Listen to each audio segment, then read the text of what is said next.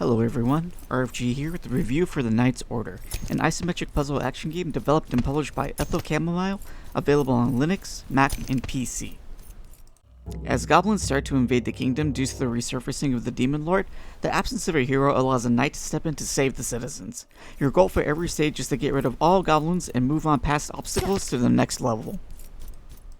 Don't let the simple look fool you, these puzzles actually do get fairly complex. Your commands are very basic.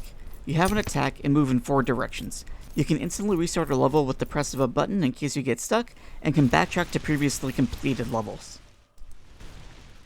Block puzzles make a bulk of the design, but they eventually evolve into multi-plane levels that might need you to rethink how a stage is designed.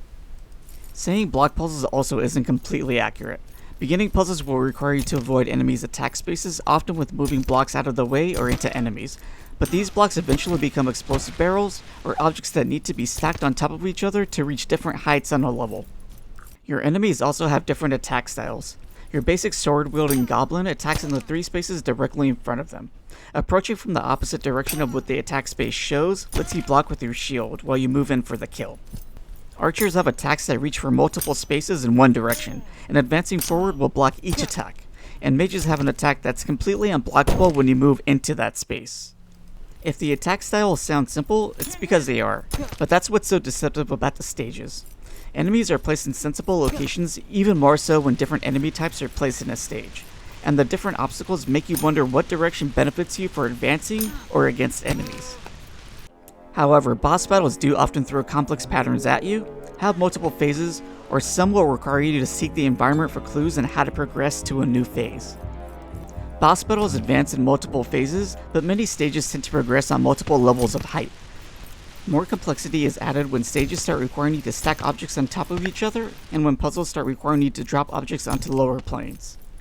Sometimes you'll have to drop objects onto enemies to defeat them, but only the mage type enemies are able to attack from a different plane than the one they aren't on, so there's a bit of solace there. Environments also gain variety. The varying heights are a general stage variation, but some stages will have fire hazards, or deep water, or other obstructions.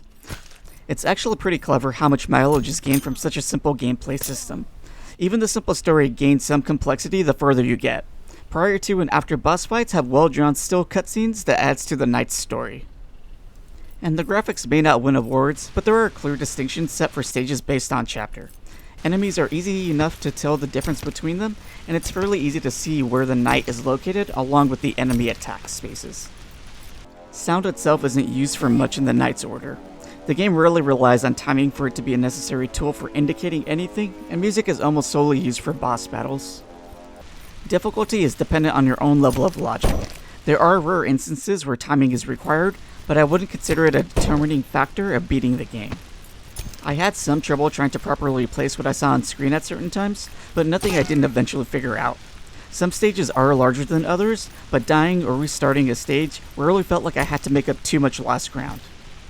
One thing that is odd is how your character moves. The game is clearly based on a grid-like structure, as that's how enemy attack spaces are laid out and how the ratio of vertical and horizontal spaces are laid out. But the knight doesn't move in a 1-to-1 ratio on the grid. You can move to limited degrees within each square space, but an enemy attack space is basically considered activated as soon as you reach the border of one. Regardless, I think that's something you'll really only able to understand if you play the game itself.